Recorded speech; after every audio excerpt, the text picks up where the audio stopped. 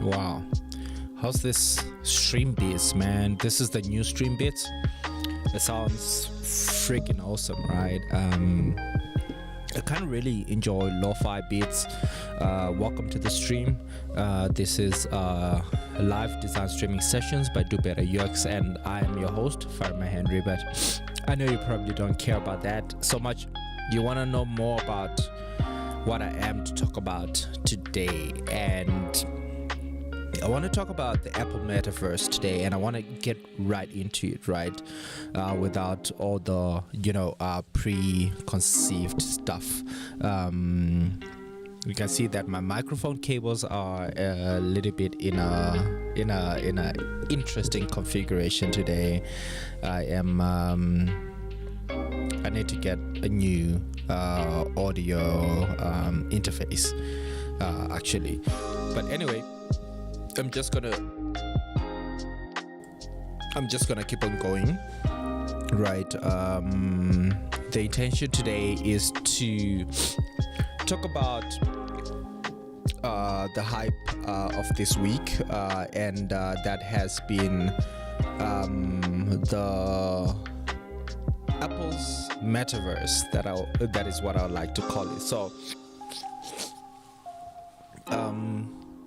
we've all seen it, Apple's Vision Pro, and the live stream today is really my take on it. Now they've got this creepy, kind of Ready Player One esque introduction that they created, and I wanted to show you guys that part mainly, right? Just as an introduction to this thing. And credit to Casey Neistat, he put this crazy, really cool video around how Apple Vision Pro and the Ready Player One Metaverse, should I call it the Metaverse? Well, I am gonna title this stream Apple Metaverse anyway, so yeah, I guess let me call it the Metaverse, right? Let's adjust.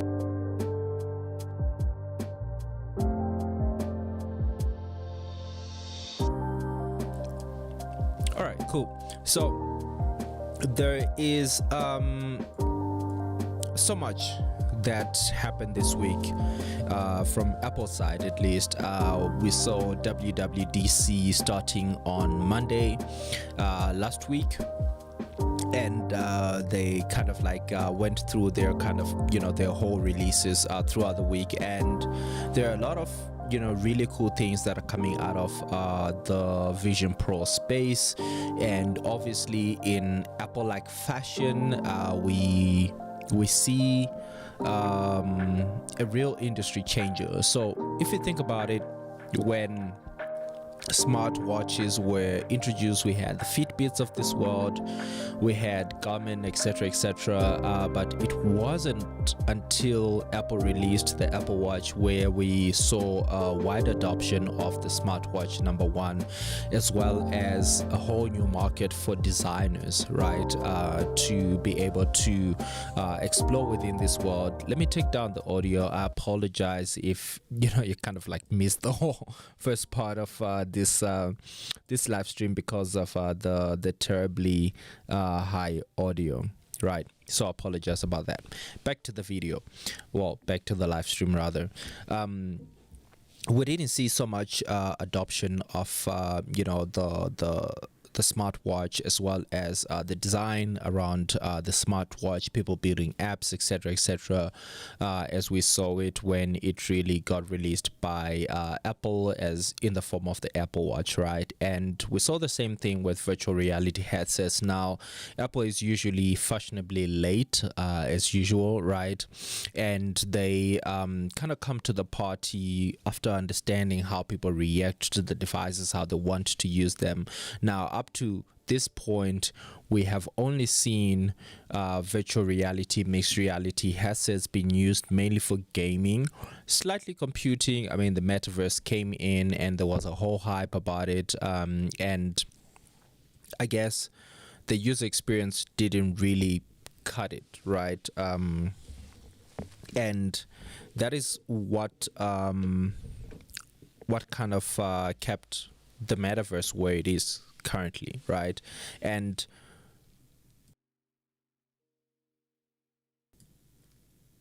we see more and more of this trend when it's actually coming from Apple, right? So Apple released its mixed reality headset. They call it spatial computing. Typical Apple, you'll never hear them talking about AI. They call it machine learning, and kind of like magic features, special features, intelligent features. I do applaud them for using terms that are a little bit more understandable to the everyday person, right? If you tell somebody special computing, they kind of like think about it like special audio. They use terminology that kind of they have made popular and people already understand, right? So that has all been the hype, right? And it's so fascinating to me because I've seen them kind of like blow the whole AI hype out of the water, right? So there was this whole chat GPT, bot, etc., AI hype. I have been covering it live here on the Do Better UX channel. I've been talking a lot about AI, but we've just seen a completely industrial turn in what has been since Apple released this thing, right? We've seen a whole completely industrial turn, right? Now, if you're joining us live, feel free to comment in the description, wherever it is, and ask us questions. Happy to answer them as we go. Going back to the conversation, we've all seen this, and what I'm not going to do in this live stream is to kind of like go over all the things that you kind of like already know about. What do they call it? VisionOS, the Vision Pro, etc., right? I really want to focus on what this means for designers, and that's what I'm gonna go into today. So we've seen the reviews, the highlights, the memes, and all of the things that you need to know, right? So I'm not gonna be covering that. I really want to get into what I think, what my take is on this, and how this is going to shift the industry and the careers of typical UX designers like myself and yourself watching this live stream, right? Even if you're watching the live stream after the fact, please feel free to comment in the comment section if you want to ask any questions, if you want to interact with me as we go forth, right? I might be wrong about some of these takes, but these are my takes, right? This is some of my predictions. Now, if you go back to some of my live streams, you'll see my early days talking about GPT-4 before it came ChatGPT, and kind of like the famous thing probably about 2-3 years ago. And this is me talking about virtual reality. Now, I've been talking about mixed reality for the longest time now, and I have been kind of giving signals and notes that this is where experienced designers really need to focus on. Right now, we see a lot of UX designers focusing on screen based design, usually touch screens and desktop devices, etc. Majority of the users are there and will probably be there for the most foreseeable future. But what I see happening is that these niche spaces, right, such as voice, special computing, as Apple calls it. Messed up my podcast. I messed up my live stream because I was on mute, probably for how long? I don't know. An hour, a bit. Okay, let me go back. So I don't know where I actually went on mute, but I want to believe that it was after kind of talking about the resources that Apple is giving. So I'm going to go back to the third point that I was talking about. Maybe let me go back to Apple and Figma. So we've seen a lot of interesting things coming out of Apple when it comes to the resources that they are providing to the design community on Figma. Now, I'm not going to talk about this so much more because I don't know where I switched off the microphone and where I stopped actually recording, right? I can hear the microphone in my head, but I can see that I was actually not, I had it on mute for some weird reason. Right, so let me put it here so that I can monitor actually what I am broadcasting to you guys in a much better fashion. Right, cool. So the third point that I was talking about is how Apple has positioned the Vision Pro as an everyday computing device now, mixing computing and kind of like Spacial, which is a terminology that they have introduced with Spacial audio. I think with Spacial computing, they kind of like easily transition over to the computing world, really leveraging off the terminology that they have. Now you can see the smart ways that they do with their naming and the kind of like the naming conversions, so that the everyday person can understand actually what they are trying to achieve, right? Like we've seen it with machine learning versus AI, which everybody at least some older people, some people who are not in the technology world ask me what is AI, right? They hear this buzz, ChatGPT, etc. Very difficult concept to understand, right? But if you hear Spacial and computing, simple terms that you can relate to, right? When it comes to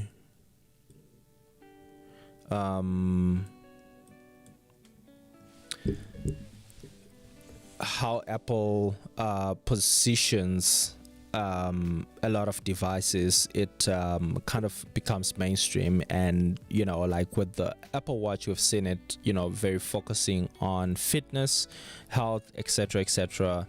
And we've seen the Spacial computing device, which is the Vision Pro, being introduced in this way that it's a new way to use it. Now there's a lot of caveats obviously around how you will use it in everyday life. I'm super interested to know how you guys would design for this. What other use cases do you think normal people you'd use it on a day-to-day basis? We've seen Apple position it as a media consumption device, immersive media consumption. We've seen Apple position it as an everyday work productivity device, as well as a gaming device. Now Apple is pushing quite a bit in the gaming space. We've seen it with some of the other things that they have produced within this WWDC keynote. If you've watched it, you would have seen that there was a lot of emphasis on gaming. So I would say that Apple is getting better at gaming, but it's only gonna get less shitty gaming coming out of Apple, right? But nevertheless, it is an improvement, right?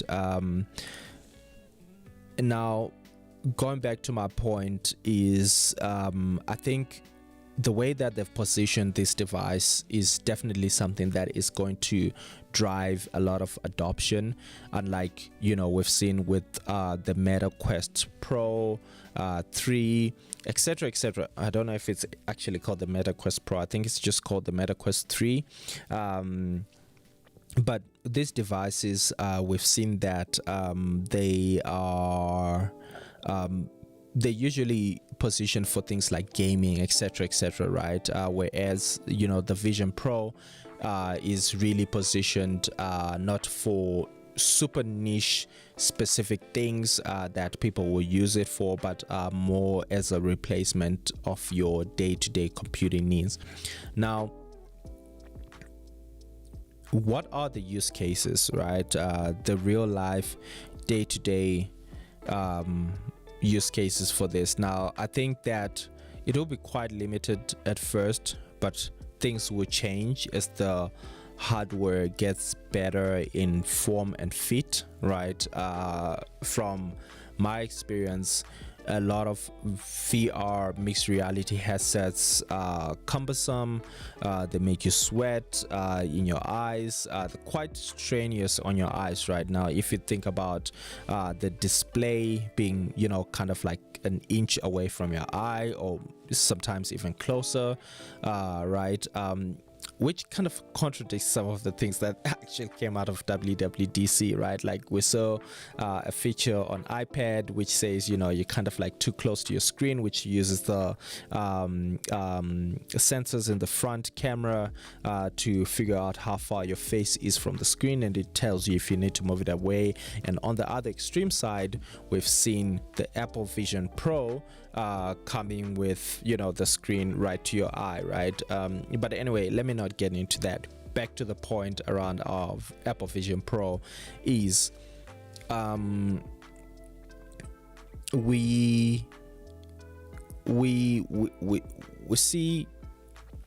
will definitely see a lot more adoption as this technology gets better in fit and form, right? As it gets more comfortable, as it lasts us a little bit more time than the 2-hour lifespan that the 2-hour battery that we're seeing this launch with, and yeah, there are all these things, right? That we kind of need to consider that as the fit and form improves, we will see more and more use cases, right? Maybe we'll actually see people starting to walk around with these things on their faces, right? I don't know how practical that is now at launch, probably indoors like we've seen with all other VR headsets, even if they're wireless, right? But yeah, it's really just not practical to be walking around with this thing.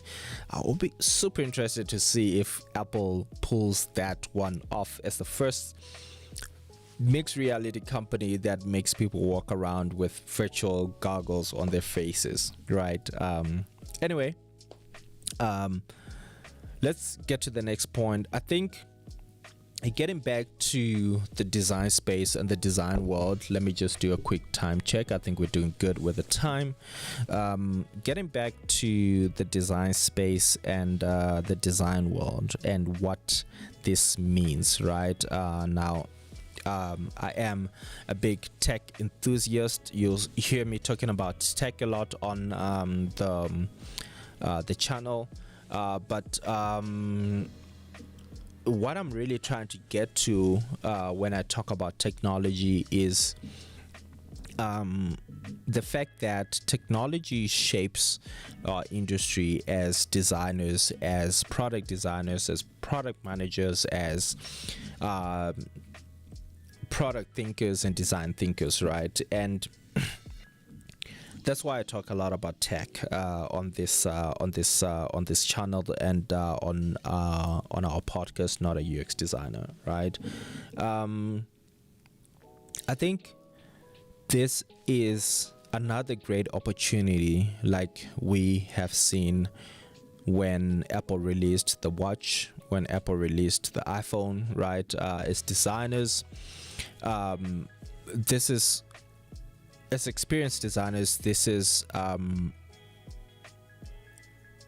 new opportunity for you to be an expert in an industry, in a space that is very young and that is only starting to be commercialized now, right? Now, I don't want to say it's a new industry because it's been there for some time, but I think this is really where the commercialization of this industry is going to start, right?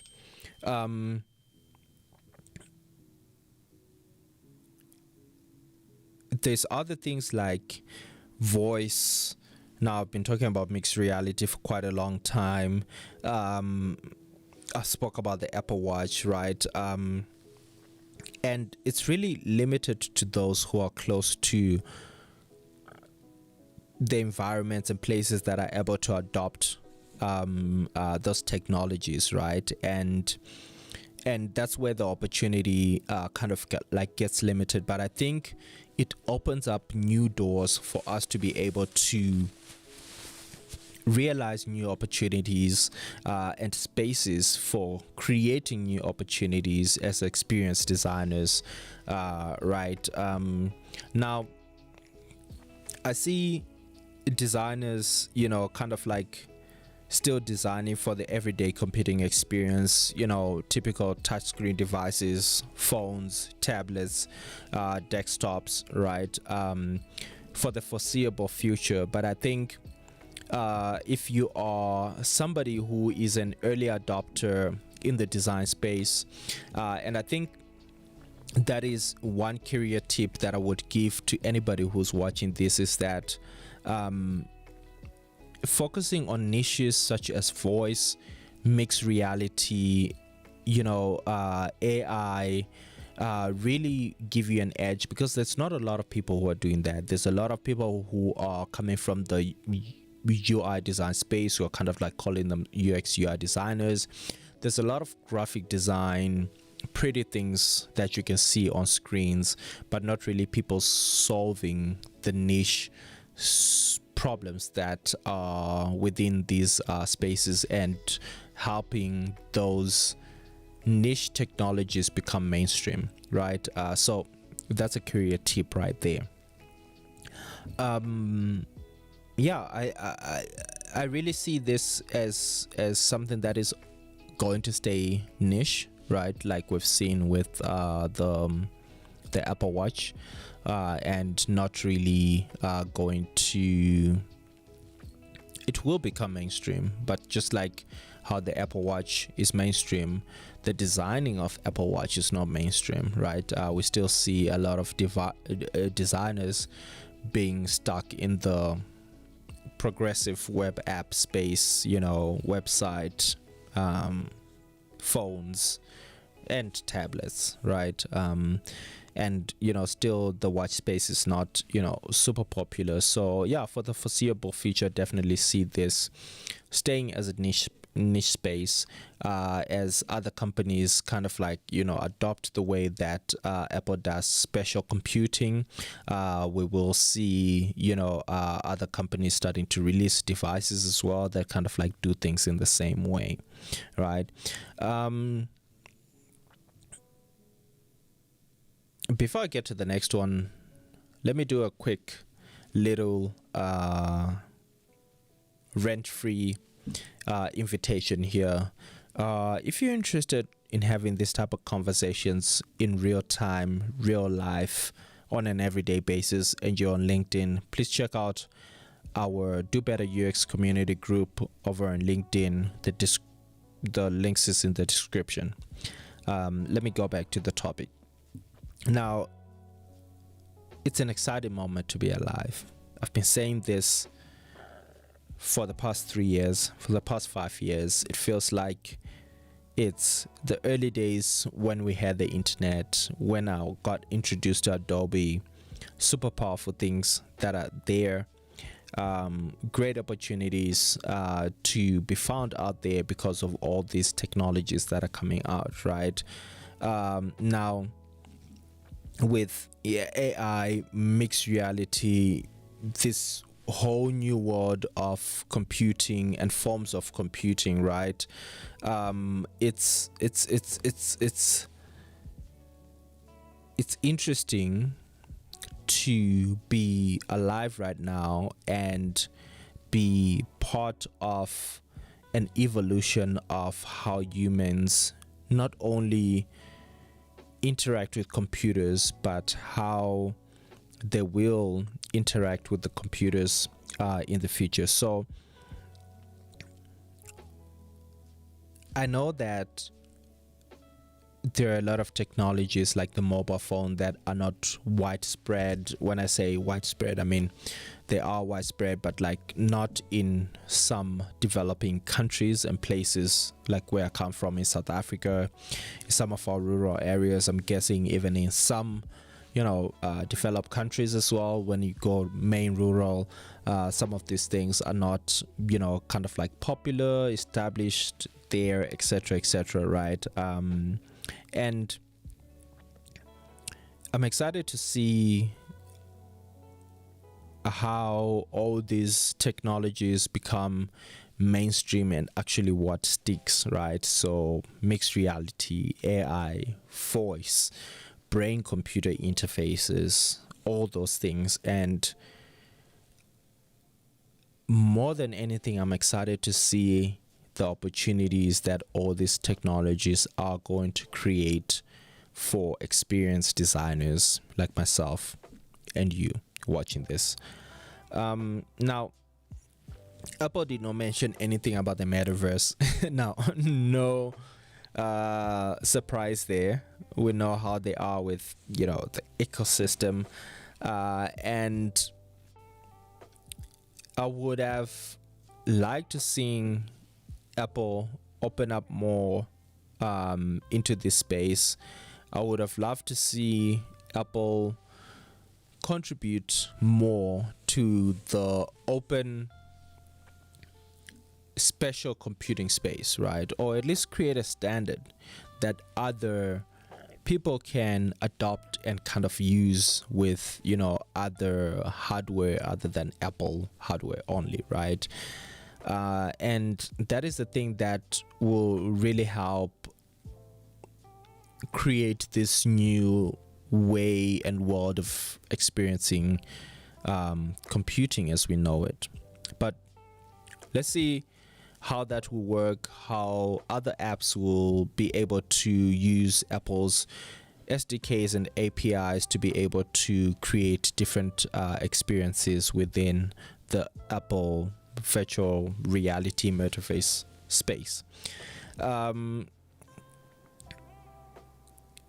Another big thing around this is the price point that the Vision Pro comes in, and a lot of people are shocked about it. Myself personally, I am not. And that's not because I'm used to buying expensive Apple products, but it's because if you look at niche Apple products such as the Apple Pro Max headphones, right? Probably like at $1,000 or something like that, right? They're not far off, right? If you're looking at what you get from this device, which is the Vision Pro, as an early model, right? The first thing that you can get on the market of its kind, manufacturing and all of that stuff, which is going to hike the price up. But if you look at the difference between that and something like the Pro Max, right, or the Mac Pro wheels, you'll realize that it's actually not that of a price with the amount of value that you get, at least in Apple's perspective, like niche pricing, right? I think you get a lot of quality, at least from what I have seen, from the keynotes, the people reviewing the product, the materials that you have are probably more superior than most of the other products that you get within this category out there, mainly from Facebook's side, or Meta's side, right? So yeah, I think in Apple money terms, the pricing is totally reasonable. Now, tell me what you think about VisionOS. If you've started playing around with some of the Figma resources that have been provided, some of the things that have been coming out there, how do you see yourself getting into this space, designing for it, and really, being on top of the spatial computing game as a way to future-proof your career as an experienced designer? I'm interested to know what your use cases are, what you think some of the most common use cases will be for using a device like this.